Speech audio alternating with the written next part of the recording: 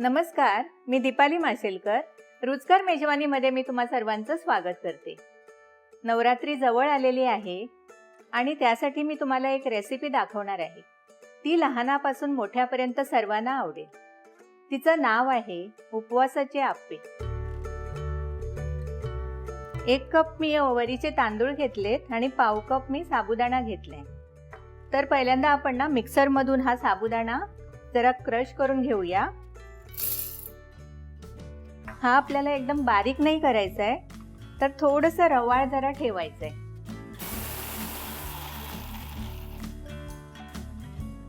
मस्तपैकी झालंय हे असं रवाळ झालं पाहिजे.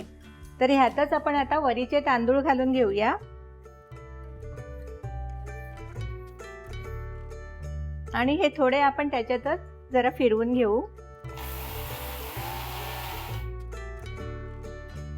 मस्तपैकी झाले एकदम.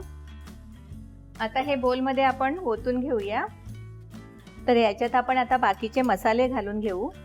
आता प्रथम याच्यात मी पाऊण कप दही घेतलंय. हे मिरची क्रश घेतलंय मी, ते अर्धा टीस्पून मी घालते. जिरं घेतलंय, अर्धा टीस्पून घालूया आपण. कोथिंबीर स्वादानुसार घालूया, 1-2 टेबलस्पून घेते मी. मीठ स्वादानुसार घालूया आणि हे सगळं मिश्रण आपण आता मिक्स करून घेऊ. मी हा एक उकडलेला बटाटा घेतलाय मीडियम, तो मी घालायला विसरले, तर तो पण आपण ह्याच्यात घालूया आणि हे सगळं आपण मिक्स करून घेऊ.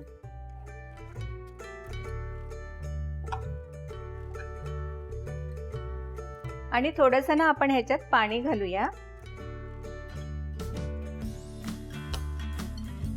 एकदम पातळ नाही झालं पाहिजे आणि एकदम जाड पण नाही व्हायला पाहिजे. हे आणखीन थोडंसं पाणी लागेल आपल्याला.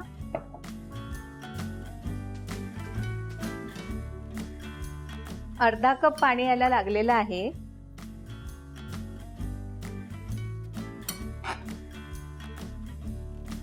आता हे आपलं मिक्सिंग झालेलं आहे. तर हे बघा, ही एवढी तरी कन्सिस्टन्सी पाहिजे. आता हे 20 मिनिटं आपण जरा बाजूला ठेवूया आणि तोपर्यंत आप्यांसाठी आपण चटणी करून घेऊया. चटणीसाठी मी हे 1 वाटी शेंगदाणे घेतलेत भाजलेले, तर ते मी मिक्सरच्या भांड्यात घालते. 1 छोटी वाटी ओलं खोबरं घेतलंय, ते पण आपण घालूया.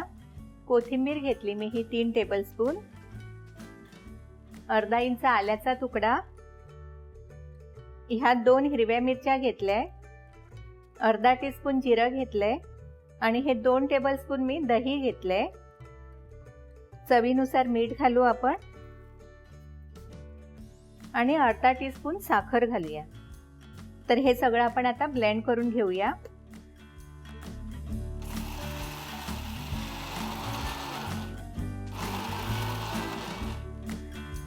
बघू चटणी झाली की नाही ते. थोडंसं आपल्याला ना ह्याच्यात पाणी लागेल.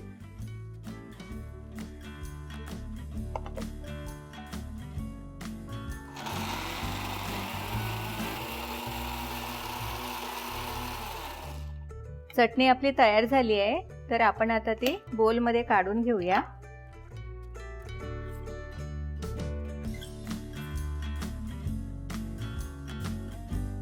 हे आपलं बॅटर आता तयार झालेलं आहे. 20 मिनिटं होऊन गेलेली आहे.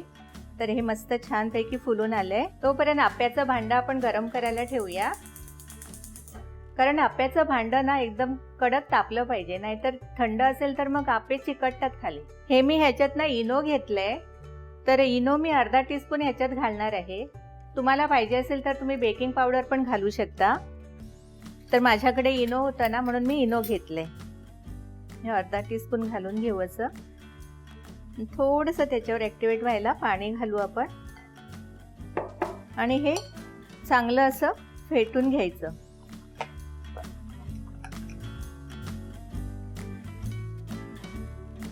आप्याचं भांडं छानपैकी तापलेलं आहे, तर आपण त्याच्यात आता थोडं तेल घालून घेऊया.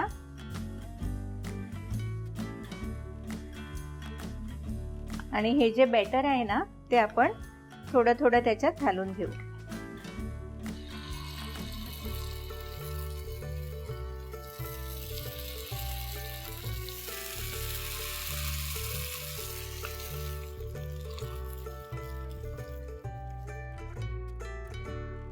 आता ह्याच्यावर आपण झाकण ठेवूया आणि 1-2 मिनिटं चांगले भाजून घेऊया. एकदम कमी फ्लेमवर आपल्याला ते भाजून घ्यायचे. वाव, आप्पे आपले छान एकदम फुगून वरती आलेले आहेत. तर वरून आपण ना थोडंसं त्याच्यावर तेल सोडूया, म्हणजे त्याच्या बाजू आपोआप सुटल्या जातील. हे आपण आता चांगले उलटवून घेऊया.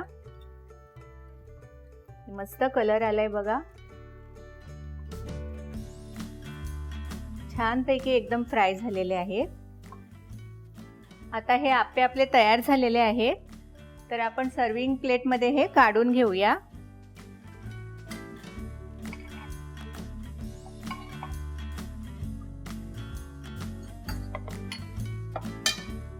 आप्पे तयार झालेले आहेत. ह्या नवरात्रीत तुम्ही उपवासाला हे आप्पे नक्की करून बघा आणि तुम्हा सर्वांना नवरात्रीच्या हार्दिक शुभेच्छा. आणि अशा सोप्या रेसिपीसाठी पाहत रहा रुचकर मेजवानी.